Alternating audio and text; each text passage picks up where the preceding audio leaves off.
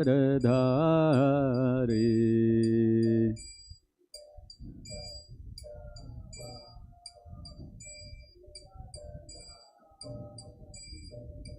Yashodanandana Vraja Janaranjana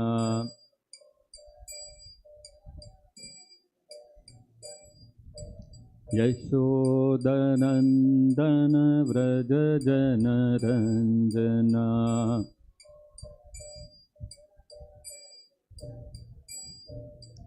Yamuna Tira Vanachari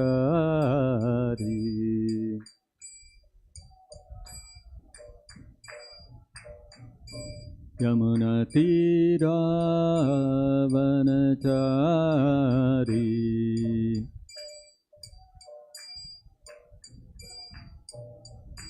Jaya Radha Madhava Kunja Vihari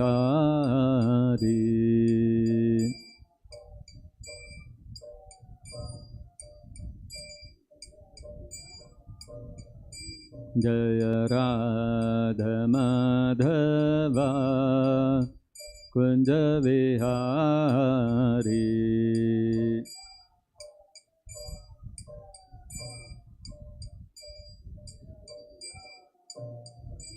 Jaya Gopi Jana Vallabha Girivaradhari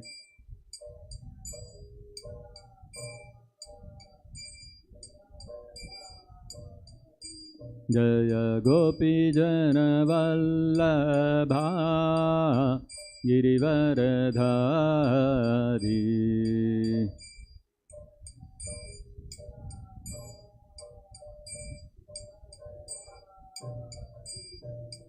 Yashodanandana Vraja Janaranjana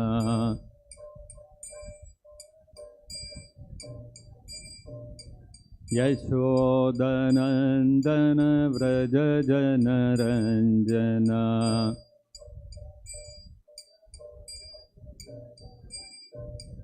Yamuna Tira Vanachari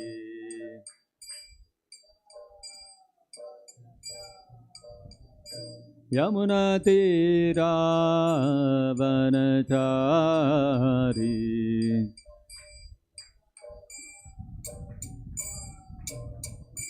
Jaya Radha Madhava Kunja Vihari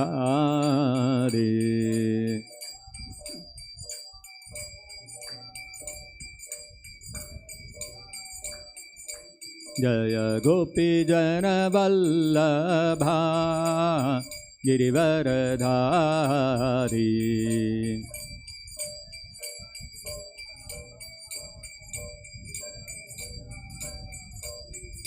Yashodanandana Vraja Janaranjana Yamuna Tira Vanachari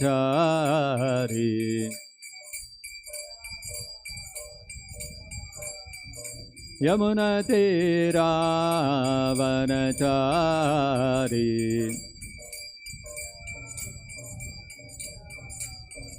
Jaya Radha Madhava Kunja Vihari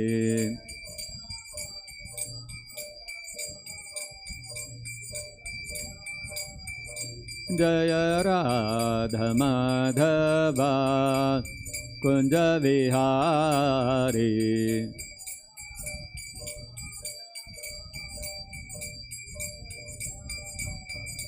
Jaya Krishna Balaram Jaya Krishna Balaram Krishna Balaram Jaya Krishna Balaram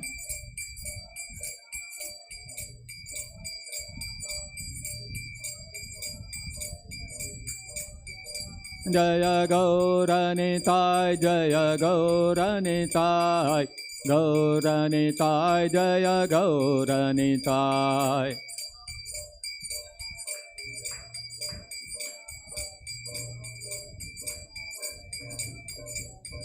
Jai Jai Prabhupada Prabhupada Prabhupada Prabhupada.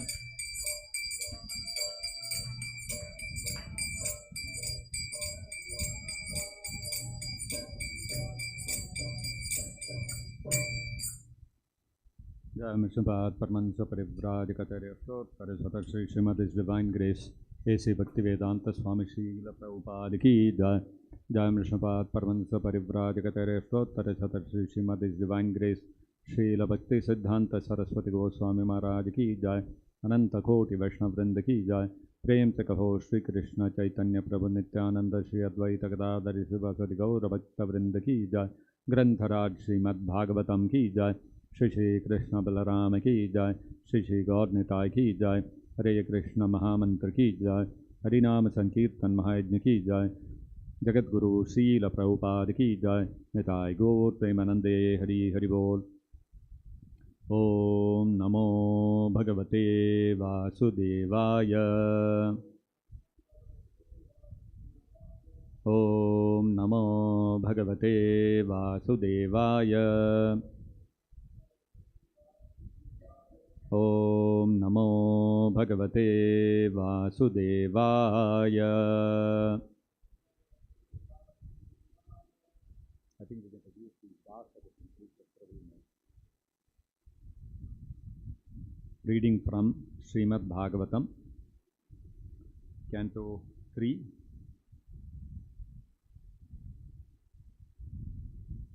Chapter 23, Text number 6.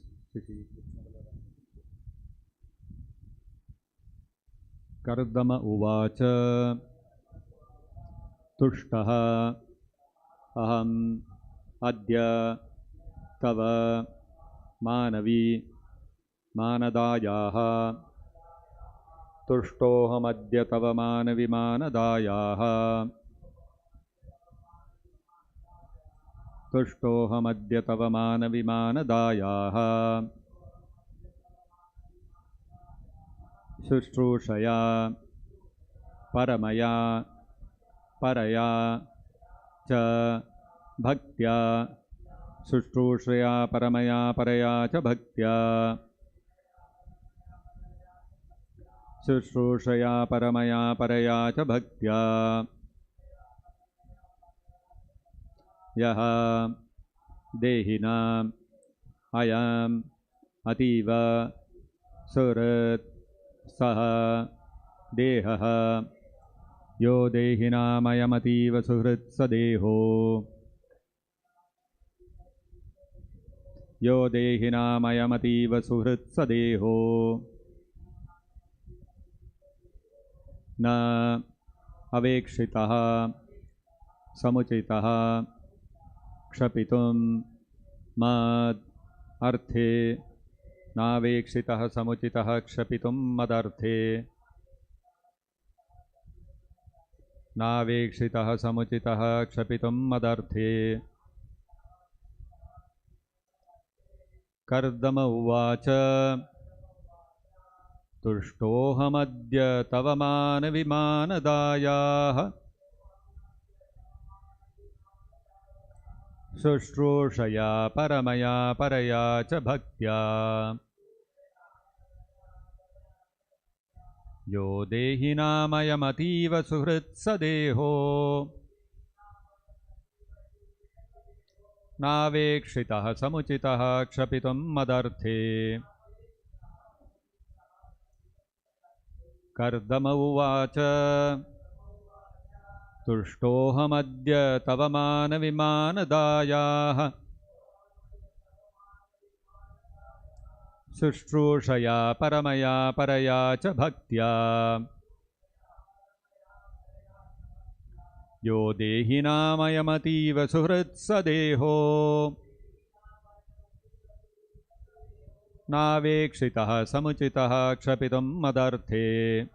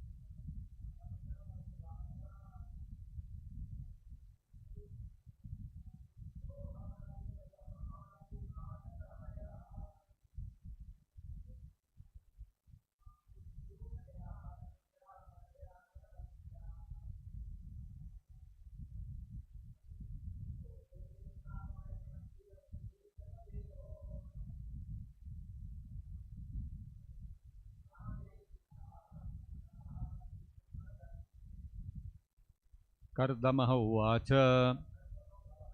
The great sage Kardama said,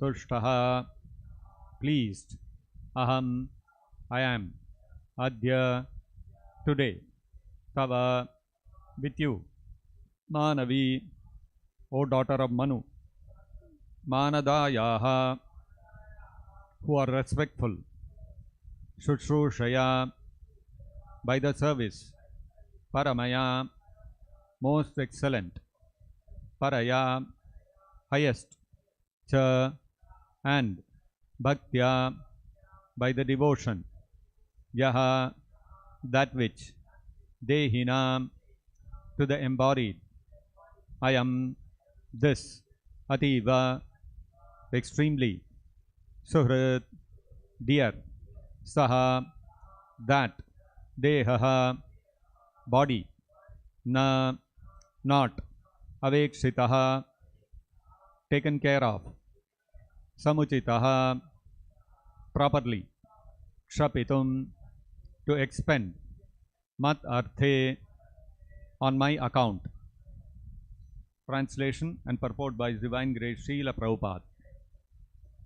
Kardama Muni said, O respectful daughter of Swayambhuva Manu, today I am very much pleased with you for your great devotion and most excellent loving service. Since the body is so dear to the embodied beings, I am astonished that you have neglected your own body to use it on my behalf. Kindly repeat. Kardama Muni said, O respectful daughter of Swayambhuva Manu, today I am very much pleased with you for your great devotion and most excellent loving service. Since the body is so dear to embodied beings, I am astonished that you have neglected your own body to use it on my behalf. Purport by Srila Prabhupada. It is indicated here that one's body is very dear, yet Devahuti was so faithful to her husband that not only did she serve him with great devotion, service and respect, but she did not even care for her own health. That is called selfless service. It appears that Devahuti had no sense pleasure even with her husband, otherwise she would not have deteriorated in health. Acting to facilitate Kardama Muni's engagement in spiritual elevation, she continually assisted him, not caring for bodily comfort. It is the duty of a faithful and chaste wife to help her husband in every respect, especially when the husband is engaged in Krishna consciousness. In this case, the husband also amply rewarded the wife. This is not to be expected by a woman who is the wife of an ordinary person. Thus ends the Bhaktivedanta purport. Om Ajnana Timirandhasya Jnananjana Salakaya Chakshurunmilitam Yena Tasmai Shri Gurave Namaha Namavo Vishnupadaya Krishna Presthaya Bhutale Srimate Bhaktivedanta Swaminiti Namine Namaste Saraswate Deve Gauravani Pracharine Nirvishesha Shunyavadi Pachatya Deshatarine Jaya Shri Krishna Chaitanya Prabhu Nityananda Shri Advaita Gadadhara Shri Vasadi Gaura Bhakta Vrinda Hare Krishna Krishna Krishna Hare Hare Hare Rama Rama Rama Hare Hare Mokam Karoti Vachalam Pangum Langhayate Girim Yat Kripatamaham Vande Sri Gurum Deenataranam. Having observed that Devahuti has become emaciated, she has lost her bodily luster, she is constantly engaged in serving Kardama Muni, and she has no demands from the husband. She is only thinking of what the husband needs and how to fulfill that, and engaged in most menial services without any complaints. although she was the daughter of the emperor. When Kardama Muni saw this, his compassion was awakened. And as mentioned in the previous words, with compassion and with great love, he spoke to her. What did he speak to her? It is mentioned here. Manavi tava shushrushraya paramaya parayacha bhaktya manadayaha ahamadya tushtaha. He is telling her, he is addressing, he is calling Devahuti by saying, O daughter, O respectful daughter of Swayambhuva Manu. Interesting. He did not call her Devahuti directly. He could have called her by name. But no, he called her, O daughter of Manu. This shows how much respect he had for her. And it is an example that the wife respects just as the wife respects the husband. Husband also has to respect the wife. In fact, the respectful relationship between husband and wife is such that the wife is, in the Vedic system, the wife was never expected to call the husband by name. Similarly, husband also was not expected to call the wife by name. And that is how he is referring to her as, O daughter of Swayambhuva Manu. Just like even in today's world, whenever we respect someone, we don't call them directly by the name. For example, suppose there is some function we are holding and the Prime Minister has come to the function. When we address the Prime Minister, we will say, we welcome the Prime Minister. Although the Prime Minister has a name, but we don't call him by name. We say, when we address him as Prime Minister or the President, we welcome the President.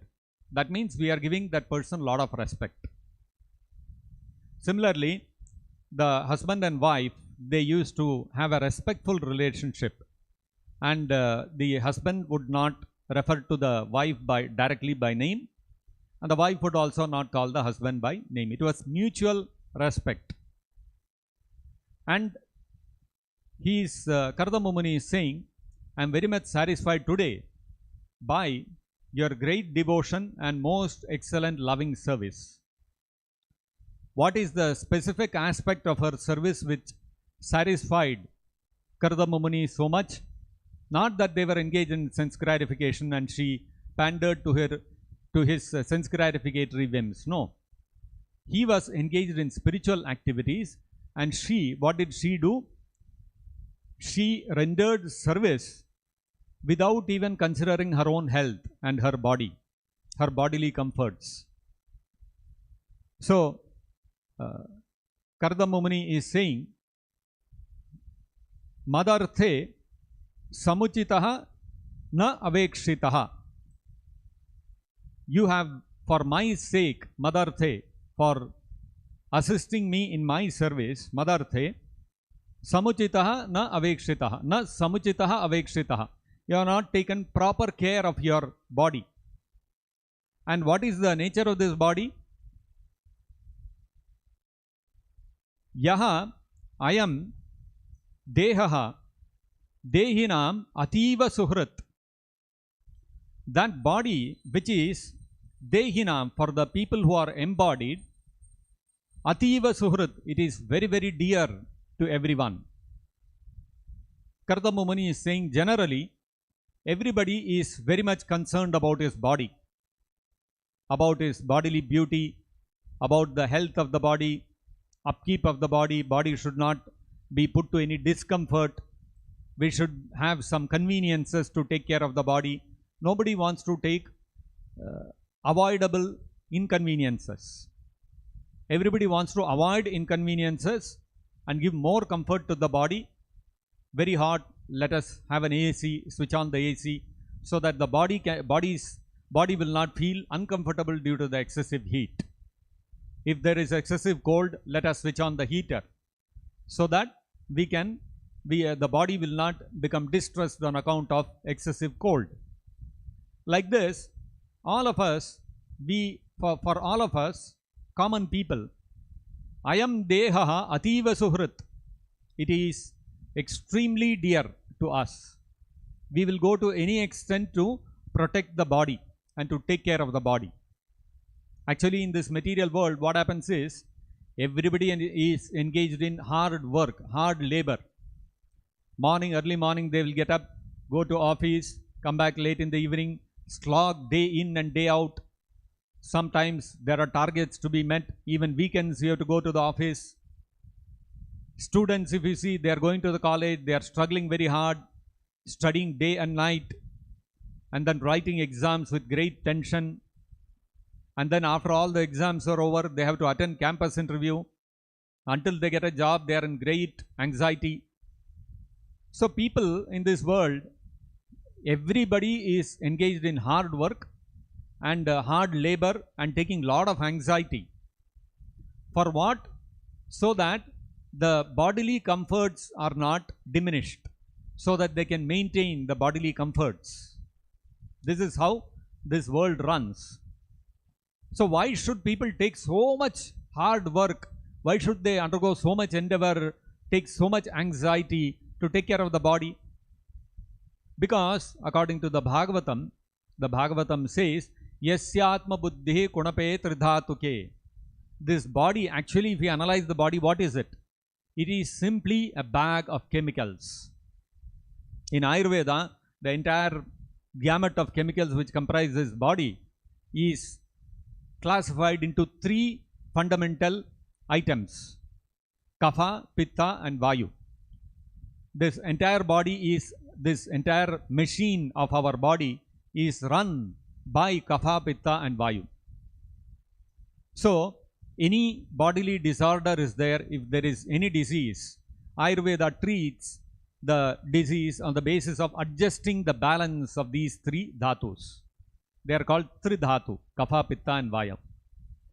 So, the Bhagavatam is saying, Kunapa, this body is a bag of Tridhatu. Yasyatma buddhi kunape tridhatuke. People have assumed that Atma buddhi, that this body, which is just a bag of Kapha, Pitta and Vayu, is themselves. They have identified themselves totally with the body. And because we have identified ourselves with the body totally, we go to any amount of extent, we take hard labor, we endeavor very hard to keep the body comfortable. Because we are thinking, if body is comfortable, that means I am comfortable. If there is some bodily distress, there is some disease, that means I am diseased.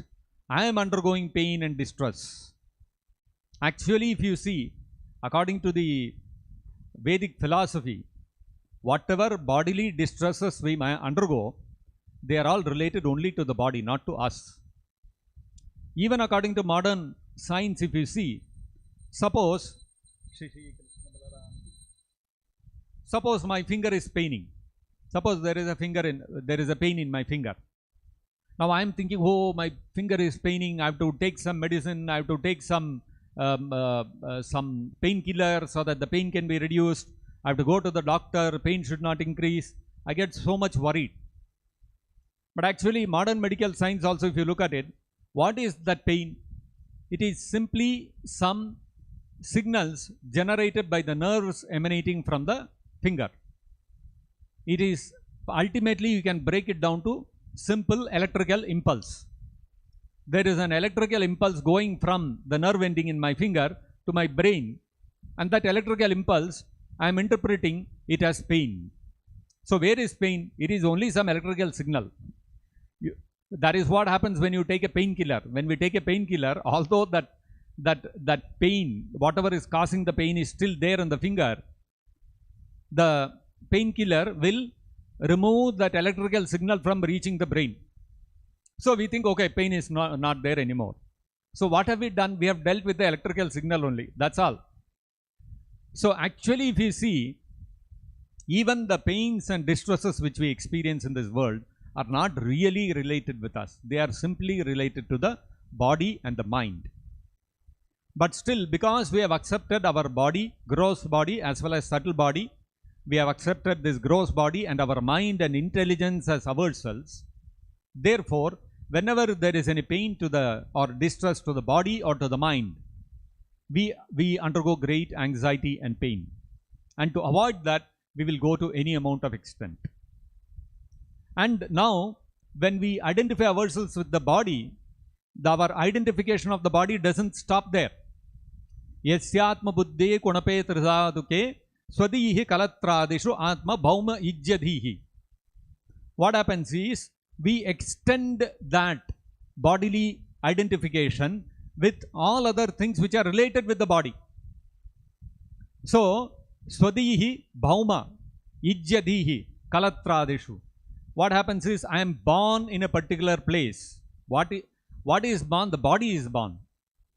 So I start thinking, oh, so I am born in this place, therefore this country is mine, this village is mine, this city is mine, this state is mine. So like this we identify with whatever is related to the body. Swadihi kalatradishu, and all the bodily relationships.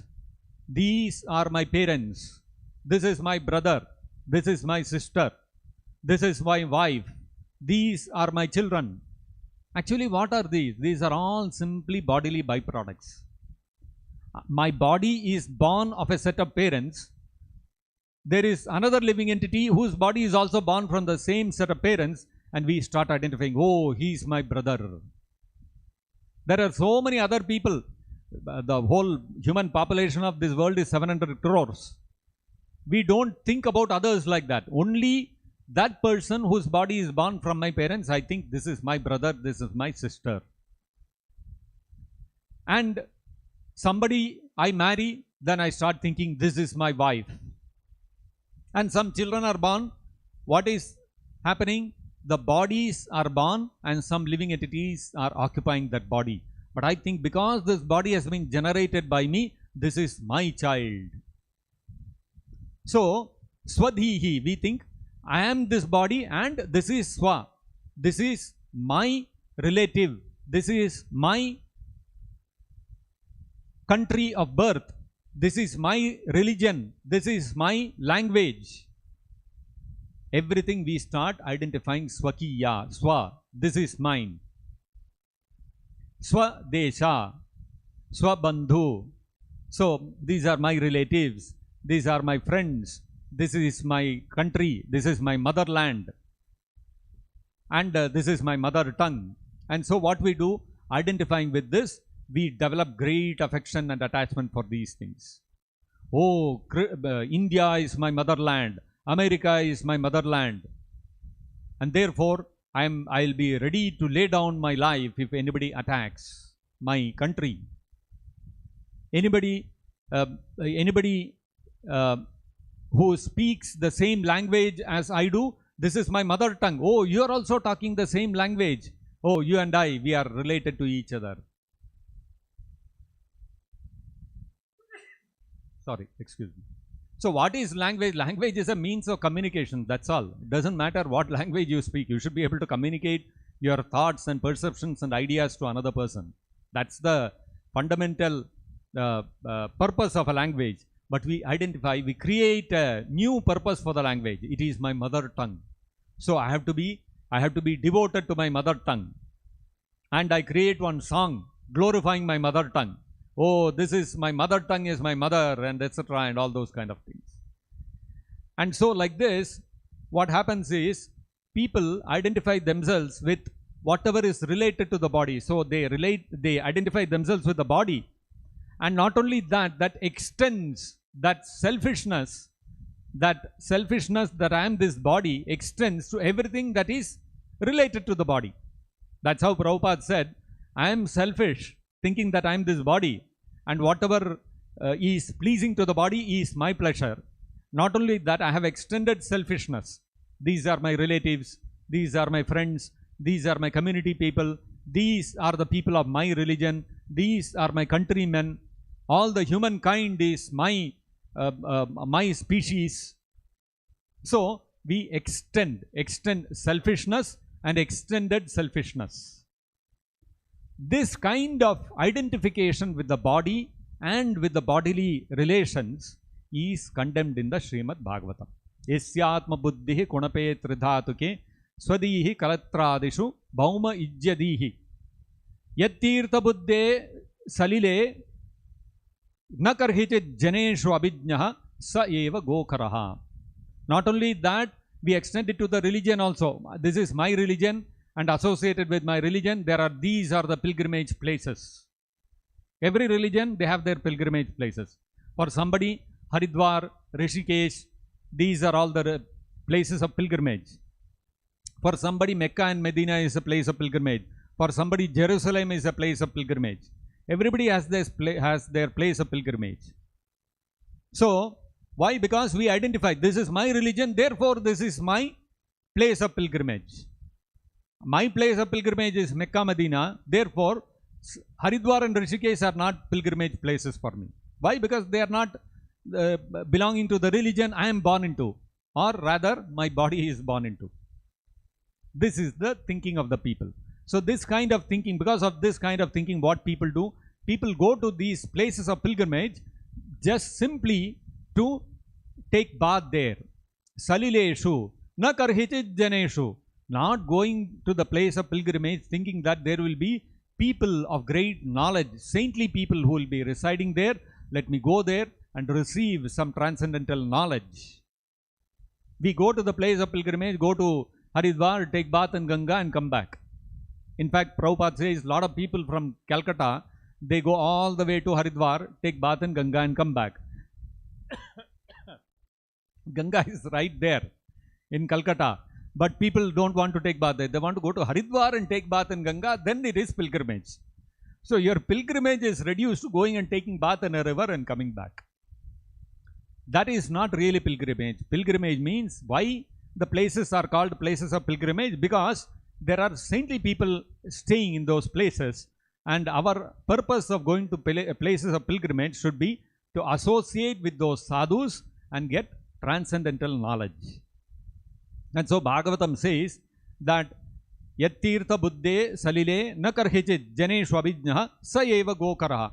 So if one is not going to the place of pilgrimage to receive a transcendental knowledge, if one is identifying oneself with one's bodily relationships, that this is my wife, this is my husband, these are my children, these are my parents, and identifying with my land of birth, and identifying that this body is me, anybody who has this kind of mentality, sa eva gokaraha, he is no better than a cow or a donkey. Why? Because even animals like donkeys also think like this. This is, I am a donkey, I am a he donkey, this is a she donkey, this is my territory, another animal should not come into my territory. And they will also have their places of pilgrimage. Even animals, donkeys, dogs, cats, they will also have their places of pilgrimage. So what is the difference between human beings and these kind of animals? If we maintain this kind of mentality. And so therefore, Bhagavatam says we should rise above the concept, the bodily concept of life. We have to understand, I am not the body, I am a spirit soul. Until we come to that understanding, I am a spirit soul, part and parcel of Krishna, and my eternal duty is to actually serve him. Until we come to that point, what happens?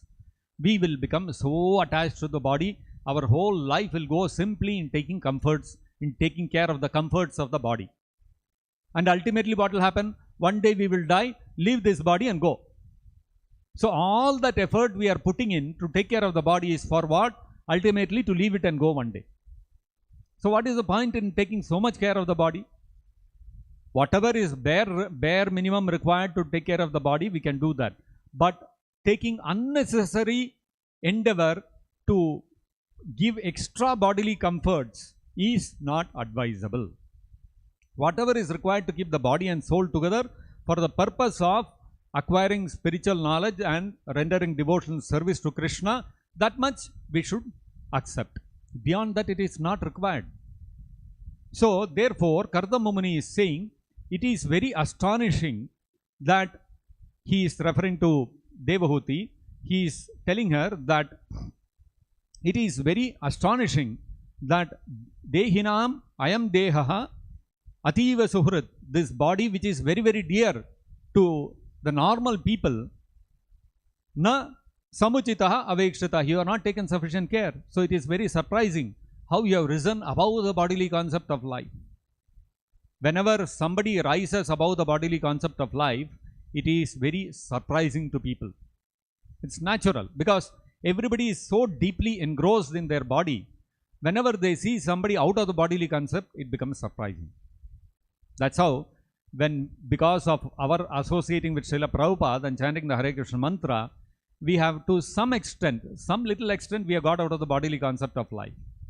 And because we have got out of the bodily concept of life, we are no more interested in earning money, making a good arrangement for us to live happily, and in our old age we should retire. There should be some retirement plan, and we should take care of the body very nicely, and we should wear good clothes, have all sorts of material comforts. We are not so keen. So how we have risen about the bodily concept of life? Outside world, everybody thinks, how does everybody think?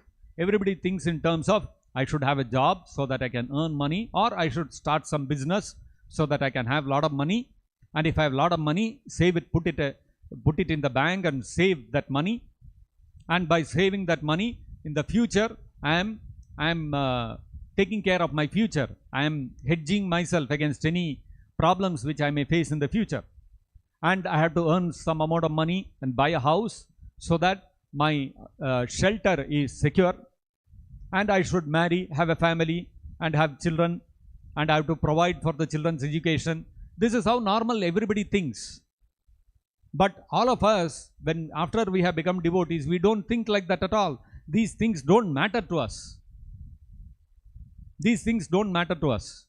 And so when people see us, they ask us, so do you get anything from the temple? No, we don't get anything. Temple takes care of my prasadam. My accommodation is there in the ashram. One dormitory is there. All of us stay together. Some prasadam is there. We have, that's all. Oh, so no salary? No salary. Some commission? No commission. People become surprised. Wow, these guys are crazy. What are they doing? They are not securing their future. What will happen to them in their old age? People become anxious. What will happen to you in old age? Say, Krishna will take care. What is there? So, whenever people see that others coming out of the bodily concept of life, it is very surprising. Therefore, Kardama Muni is also saying, Devahuti, you come out of the bodily concept of life. Very surprising. Even he is also surprised. Although, because Kardama Muni himself is out of the bodily concept of life. Otherwise, he could not have done so many austerities and appeased the Lord Vishnu and had darshan of him. So his surprise is, out of all the common mass of people, everybody is engrossed in bodily concept of life, but you have crossed over that. That is his surprise.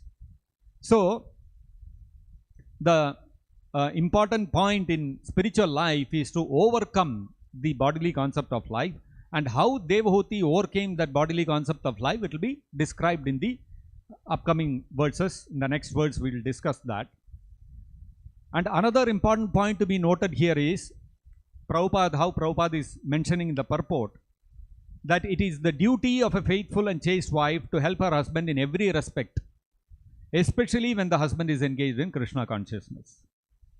So again, we have to understand that Devahuti's, the way Devahuti served Kardama Muni, how did she serve him?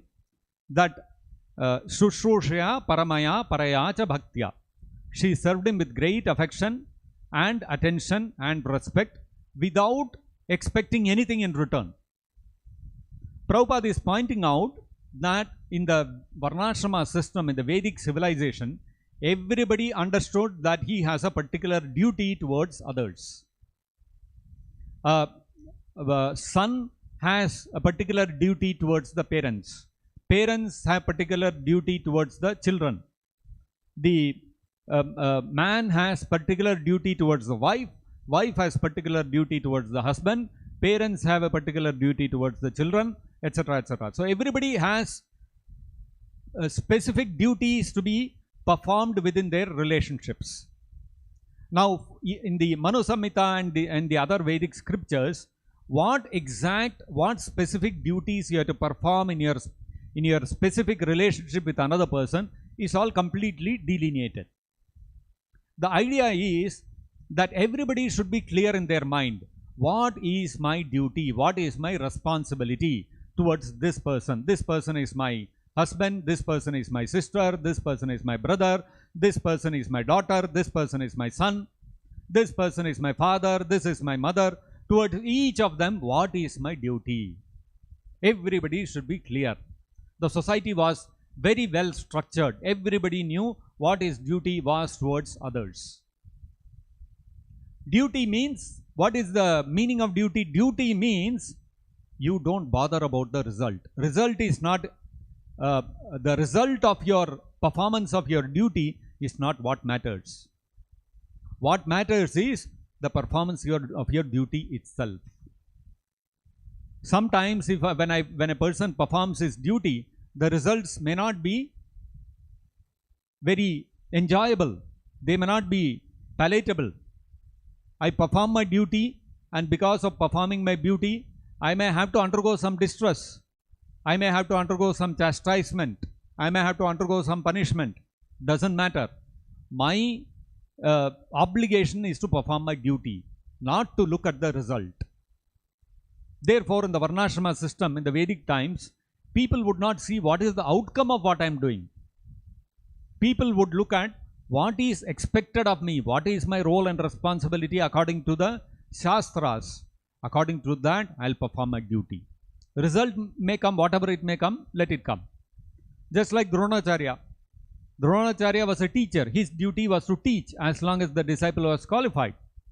When Drishtadyumna came to him, Dronacharya did not refuse, although he knew that Drishtadyumna was the person destined to kill him.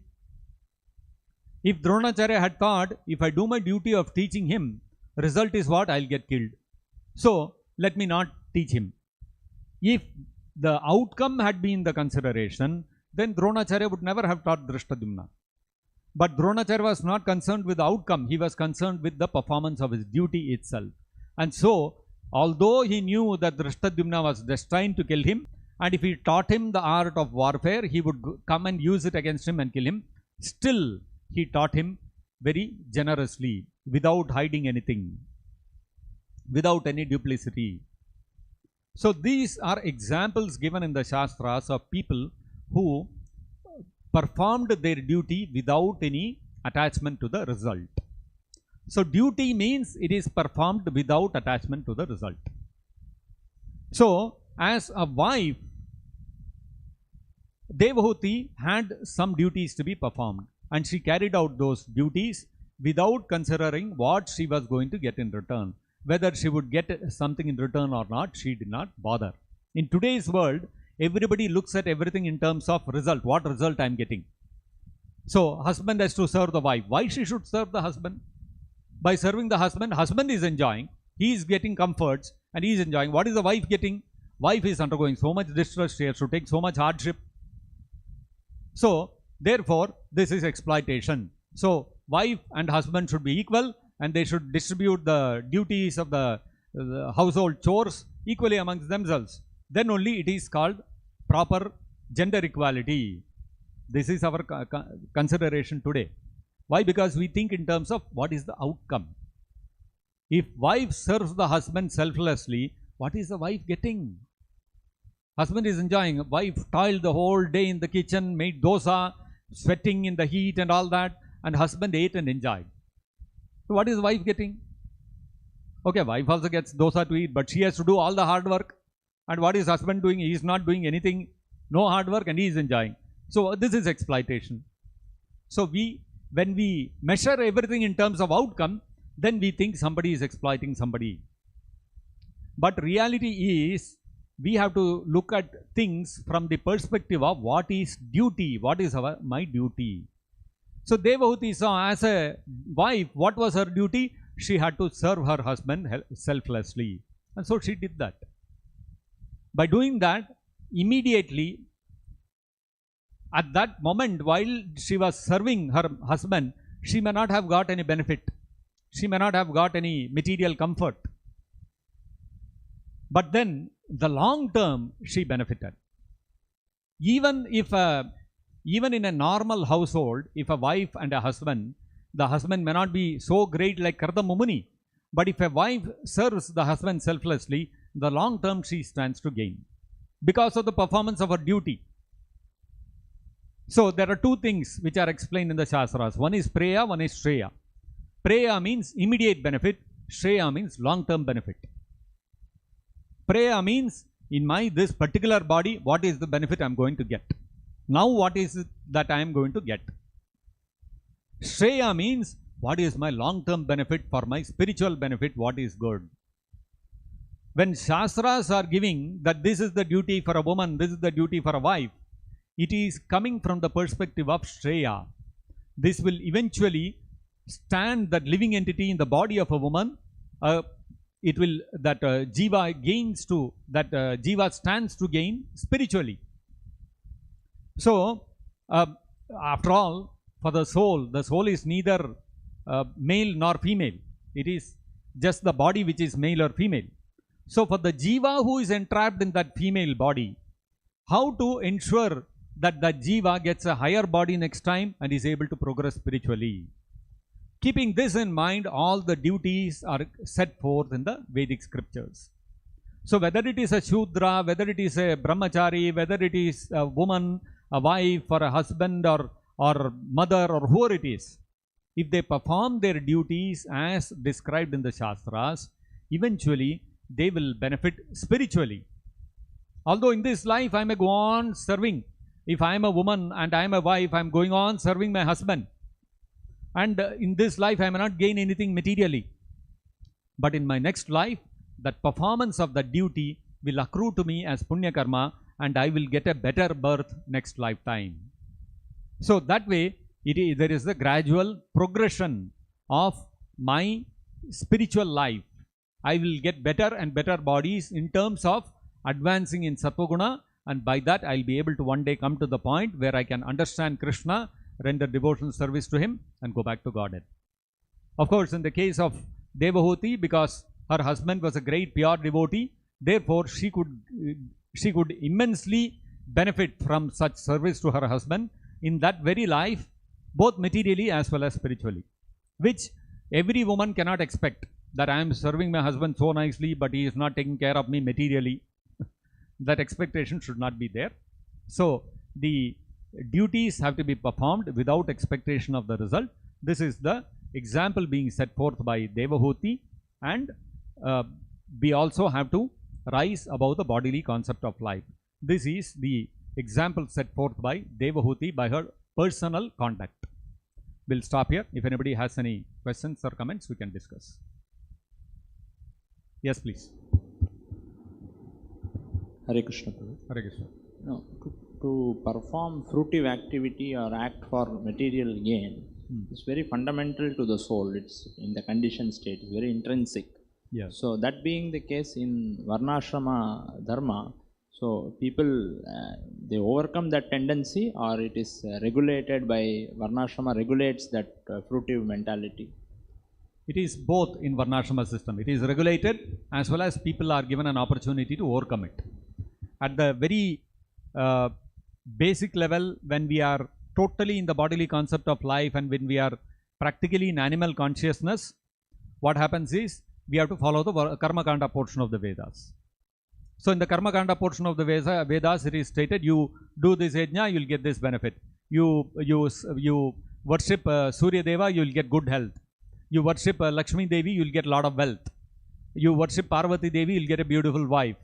You worship Lord Shiva, you will get a good husband. So when we are in total animal consciousness, we follow the Karma Kanda portion of the Vedas. So there is some regulation. To fulfill my desire, there is something I have to do to please some Devata. Of course, in this material world, on the strength of one's Papa and Punya Karma, without pleasing a demigod, one can still enjoy in this material world.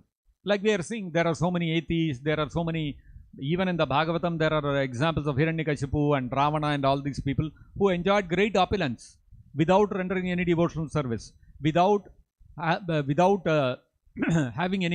following any Karma Kanda portion. They might have pleased, Ravana pleased Lord Shiva once, and Hiranyakashipu pleased Lord Brahma once, but otherwise his whole life was full of sins only. So, but still they enjoyed. So, to enjoy in life, you don't need to follow dharma. That's the reality. But if we if our consciousness is animal consciousness and we want to enjoy our senses, then the Vedas state, do it through following the principles of Dharma. By following those rules and regulations of Dharma, there is some restriction. If I have to enjoy, then there is some sacrifice that I have to do. So what happens is that inculcates in us a sense of sacrifice, number one, and number two, a sense that there is a higher authority than me. So by following the Karmakanda portion of the Vedas like this over several lifetimes, what happens is the person develops an inclination to render his duties without the desire for the result. Karmakanda teaches you to perform the duties with the desire for the results. Gradually what happens is from Karmakanda we progress to Karma Yoga, where we perform the duties without attachment to the result. And then by performing Karma Yoga, performance of duty without attachment to the result, gradually we come to the platform of knowledge that I am not the body, I am a spirit soul. And by cultivating that knowledge that I am not the body, I am spirit soul, by cultivating that jnana, finally I will come to the point of inquiring. That inquisitiveness will come in my heart, that if I am a jiva, if I am an atma, you are an atma, everybody is an atma, who is Paramatma? Who is the absolute truth? Who is the Param Satyam? Who is the Parabrahman? Then what happens? We come to understand that the Parabrahman, that Param Satyam is in my own heart. So what do? I start meditation, dhyana, Ashtanga Yoga to search out that Paramatma within the heart. And when I perfect that process and I come to understand that, oh, Vishnu is Paramatma, he is the Parabrahman, then what happens is I start rendering devotional service to him. If Vishnu is Paramatma, he is the Parabrahman, then I have to render some service to him. I have to do something for him. Out of indebtedness, out of gratitude, one wants to please that Supreme Lord. And that is the beginning of Bhakti Yoga. And by rendering Bhakti Yoga, one understands that I am not the body, I am spirit soul. Bhagavan, Krishna is the Supreme Personality of Godhead. Not only that, I am his Amsha, I am his part and parcel, I am his servant, eternal servant. And so then we can develop pure devotional service and go back to Godhead. So gradually, beginning with Karma Kanda, gradually we can develop and go back to Godhead. But if somebody is totally on the animal consciousness platform, he doesn't follow even the Karma Kanda portion of the Vedas to satisfy his sense gratificatory desires, then what happens is he will fall down into the animal species of life, and then there is no hope.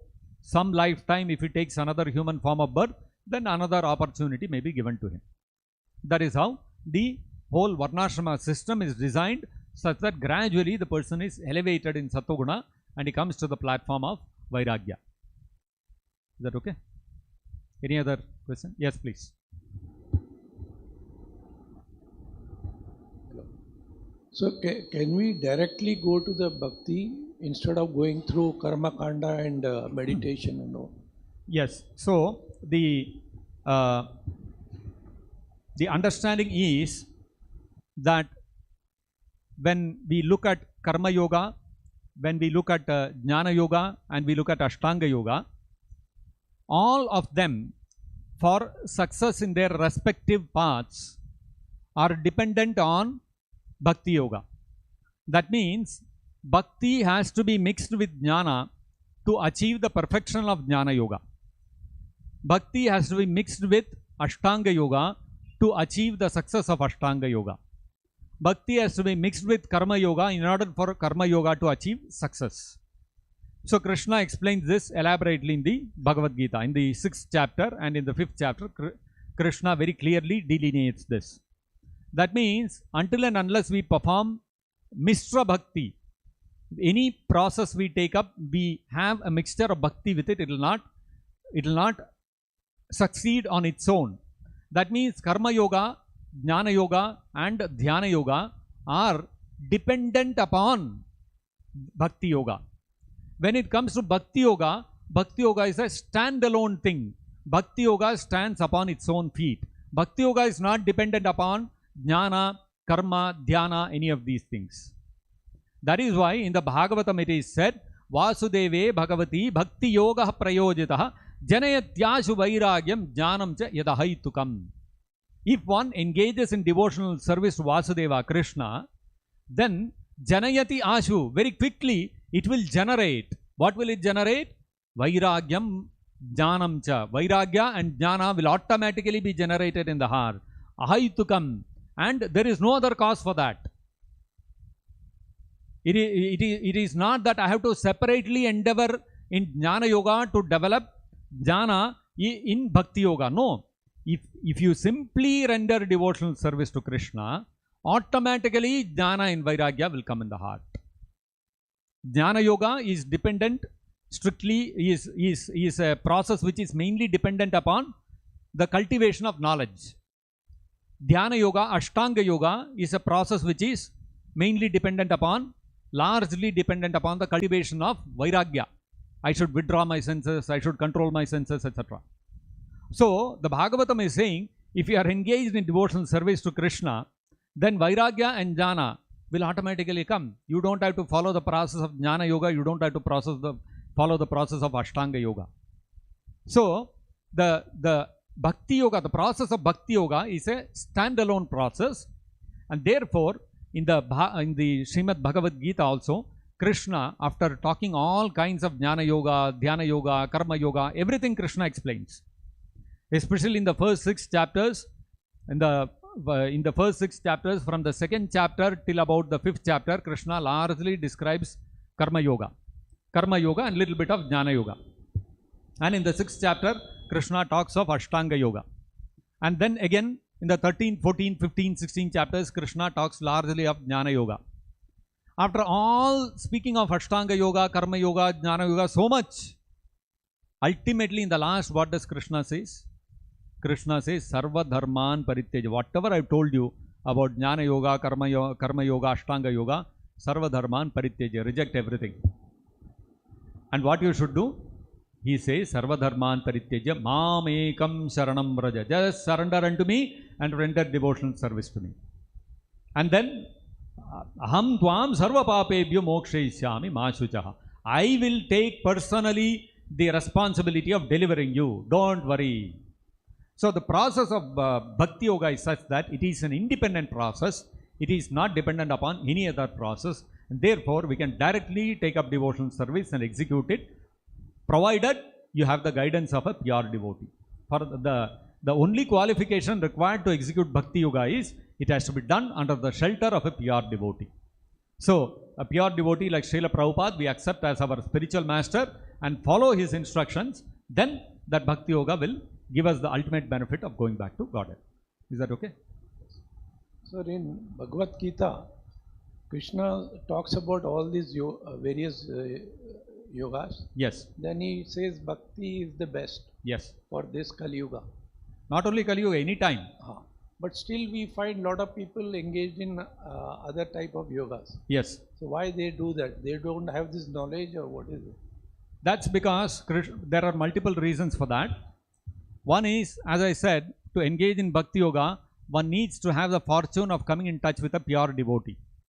In the Chaitanya Charitamrita, it is said that Brahmanda Brahmate Kona Bhagyavan Jeev Guru Krishna Prasade Pai Bhakti Lata Bij. Getting this Bhakti Lata Bija, the seed of Bhakti in the heart is not very easy. It is very, very rare. Kona Bhagyavan Jeev. Brahmanda Brahmite, Brahmanda, in the entire Brahmanda, up from Brahmaloka down to Patala Loka, innumerable living entities are roaming. Sometimes we are taking birth in Swargaloka, sometimes in Naraka, sometimes in Martya Loka, sometimes we are born as Brahma, sometimes we are born as Indra, sometimes as a human being, sometimes as an animal. So all kinds of birth we are taking. But roaming from the entire Brahmanda from top to down to get the shelter of a pure devotee is very, very rare. Brahmanda Brahmite Kona Bhagyavan Jeev. Some very infinitely fortunate soul gets the Guru Krishna Prasada. It gets the mercy of Guru and Krishna. Guru and Krishna means a pure devotee of Krishna, and Krishna himself, he gets the mercy and Pai Bhakti Lata Bija, he gets Bhakti Lata. So it is very, very rare. That's number one. Number two, also, the jivas, the living entities, desires are also there. The Krishna says in the Bhagavad-gita very clearly to Arjuna, why am I, oh Arjuna, why am I telling you this knowledge? Why am I giving you this knowledge about myself? Krishna says, because Bhaktosi Priyosi, because you are dear to me, you are my devotee, and Anasuyave, you are not envious of me. So, as long as there is envy of Krishna in the heart, we will not get Bhakti Lata Bija in our heart. So, the qualification is that we should have given up our envy towards Krishna. That envy towards Krishna manifests in various ways. That envy towards Krishna will manifest when Krishna says, Sarva Dharman Parityajya Mam Ekam Sharanam Braja. When Krishna says, why I should surrender to Krishna only? I will surrender to Lord Shiva. I will surrender to somebody else. Why should I surrender to Krishna? That means envy is in the heart. Why should Krishna be the supreme person? According to me, Brahman is supreme. Why? Envy. Therefore, you are not able to accept the words of Krishna. Otherwise, Krishna has spoken so clearly in the Bhagavad-gita, but we don't accept. In fact, one great commentator, Prabhupada, often referred. When Krishna says, Sarva Dharman Parityajya Mam Ekam Sharanam Braja, he is writing a commentary on that. When Krishna says we have to surrender to him, it is not to Krishna that we have to surrender, but to the unborn within Krishna. Where did Krishna say all these things? Krishna never said that. Krishna told unequivocally, very clearly, without any lack of clarity. Krishna is very clearly told, surrender unto me. That's all, we have to do that. But because there is envy in the heart, we cannot accept that. No. Why we should surrender to Krishna? It's not to Krishna. It is to something else other than Krishna that we have to surrender. So, as long as the jiva has envy in the heart, he cannot surrender to Krishna. That is why Krishna tells in the Bhagavad-gita, Namam Prapadyante, in the 7th chapter, Krishna says, 4 kinds of people don't surrender to Krishna. One of the kinds of people who don't surrender to him is Mayaya Apahrita Jnana. They have knowledge. They have knowledge of the Bhagavad-gita. They will study the Bhagavad-gita. They will know Sanskrit. They will write commentaries. But their jnana has been Mayaya Apahritaha. Apahrita means what? Apahrita means abducted. So their intelligence, their knowledge has been abducted, has been taken away, has been snatched away by Maya. So therefore, although they seem to appear to be very knowledgeable, they know the Vedas, they will know the Upanishads, they will know Sanskrit, they will be big scholars, but they will not understand this much, that the essence of Bhagavad-gita is that we have to render devotional service to Krishna. Krishna is the supreme person. This they cannot understand. Why? Because Maya Aparata Jnana. Asuram Bhavam Ashritaha. So these 4 kinds of people cannot surrender to Krishna. That is how we have to. So there are multiple reasons like this why people don't surrender to Krishna, although the instruction of Krishna in the Bhagavad-gita is crystal clear. There is no room for doubt. But still they will twist the words of the Bhagavad-gita and create some meaning out of, like they say, the Mayavadis, they will take the Vedas and they will twist and twist and twist the words until the words start crying out in great distress. Don't torture me, I'll give you some other meaning. And they start crying out some other meaning. And they say, now see, this means that the Parabrahman is some impersonal, this one absolute truth without any attributes. It has no personality. They will come to that conclusion. They will twist and twist until the Vedas cry out some other meaning. It's the same what happens with people who read the Bhagavad-gita. They'll write so many big commentaries and twist the words of Krishna until the words start crying out some other meaning. So we should not get misled by all these things, and we should understand that we are very fortunate and blessed that we have received the mercy of the dust of the lotus feet of pure devotee like Srila Prabhupada. That is how we are able to understand this much, that the essence of the Bhagavad-gita is to surrender to Krishna, and Krishna is the supreme person. That is our Kona Bhagyavan Jeev. Somehow we have fallen into that category of some great fortune has fallen upon us. Is that okay? One more question. Yes, please. See, nothing happens without the permission or knowledge of the Supreme Lord. Yes. So why these other religions are created, like Islam and Christianity? Yeah. Some of them totally opposite to what we say in our Sanatan Dharma. Yeah. So why this confusion? Because there is whole lot of followers in those religion also. Yeah. Actually, there are a couple of reasons why this happens. One of the reasons is that all religions ultimately, they are enunciated by God Himself, Krishna Himself. But then according to time, place and circumstance, He has to reveal knowledge according to what the people can understand and appreciate and assimilate. Just like Jesus Christ, to whom was He preaching? He was preaching to shepherds. He was preaching to barbaric people. So accordingly, He had to preach to them. He had to tell them, don't commit adultery. Why? Because they were committing adultery. He had to tell them, don't steal, don't covet thy neighbor's wealth, because they were doing all that. So He had to preach to them. First, you become free from your sinful activities. So He had to bring them to that platform.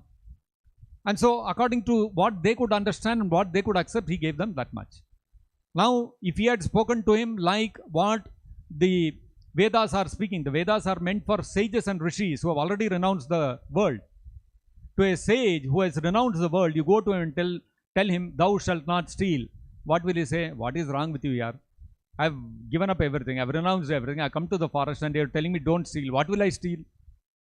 So to him, you tell him others' wealth, paradhana, you have to treat like loshtravat. You have to treat it like pebbles. It is like garbage for you. Yes, good instruction. Now sage, he has renounced everything. He is a sannyasi living in the forest. You go and tell him that you should not commit adultery. He will give you some nice curse and he will send you. Sir, what are you talking? Why are you talking about adultery to me? What are you thinking of me? So for him, the Vedas, what do the Vedas say? Vedas say that matruvat paradareshu, every woman other than your wife you should look upon as your mother. The sage will say, oh, very good instruction. Instruction is the same. Whether you say don't commit adultery or look upon every woman other than your wife as your mother, it's the same thing. But it is a little higher principle. So the lower principles are described in other scriptures. Whereas in the Vedic scriptures, the same principles are described at a higher level. It's like in a small first standard, second standard, you will teach the child 2 plus 2 is 4.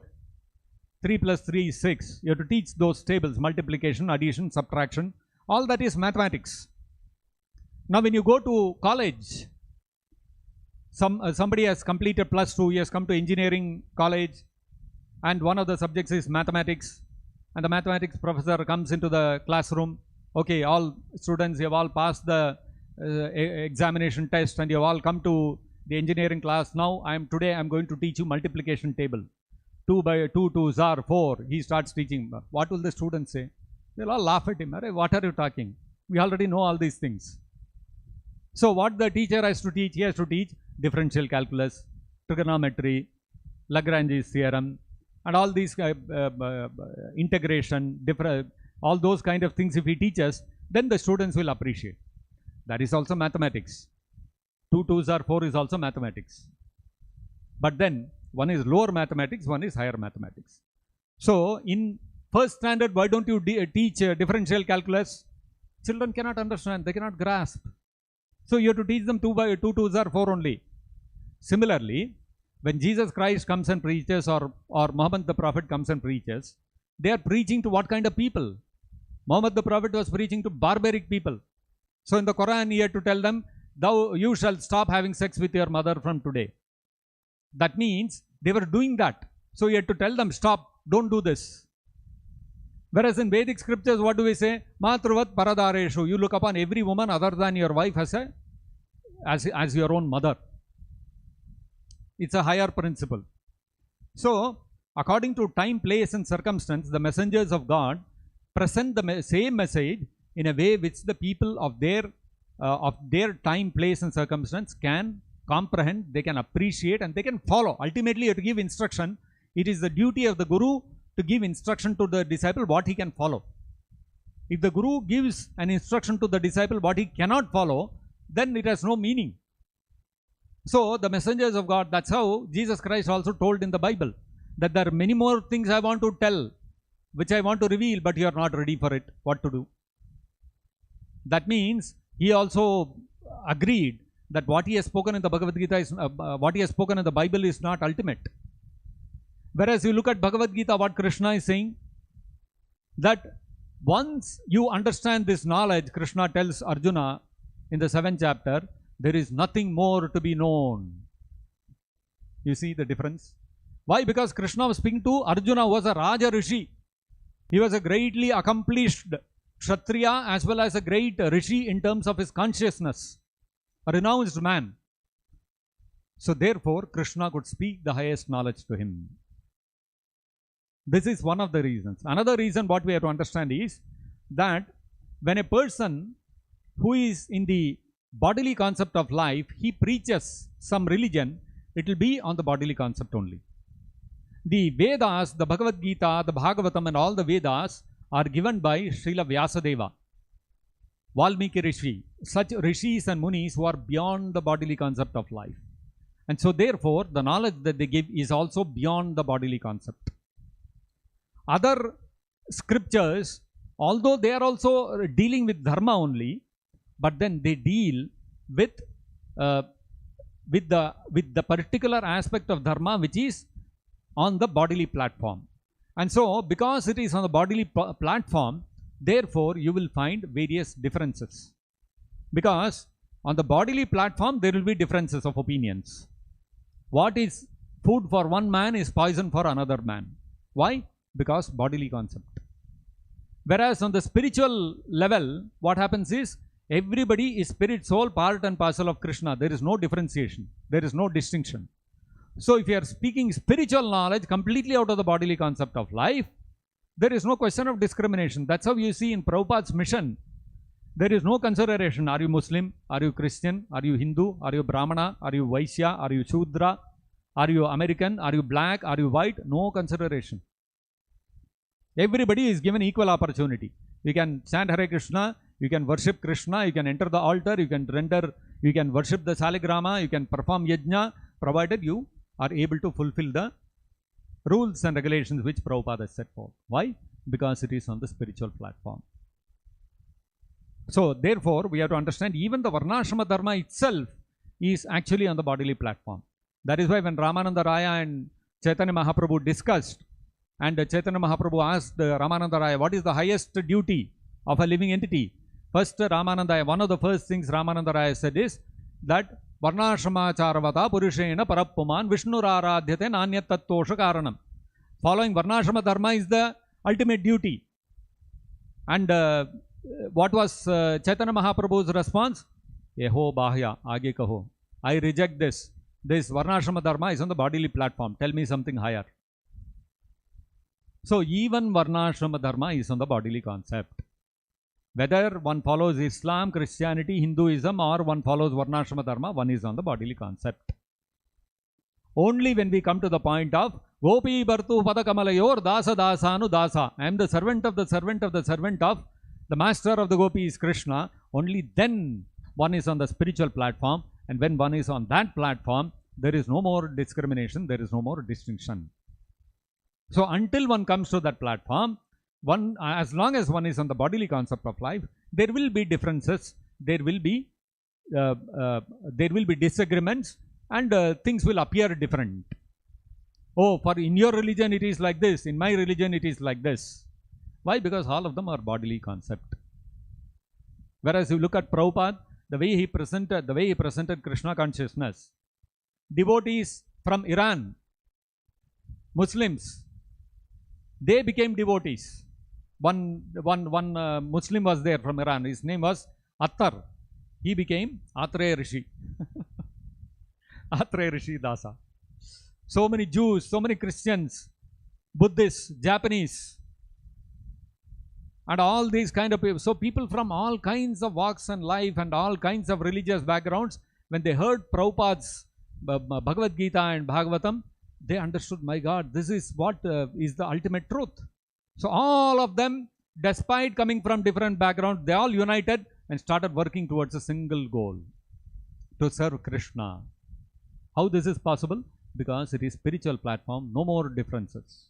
Until we are on the bodily platform, whether you follow Varnashrama Dharma, whether you follow Hinduism, Christianity, Islam, there will be differences, and you will see one is different from the other. When you come to Krishna consciousness, everything is one. So that's because it is completely spiritual. That's how we have to understand. So we'll stop here. Grantharaj Srimad-Bhagavatam ki jai. Jagat Guru Srila Prabhupada ki jai. Nitai Gaur Premanande Hari Hari Bol.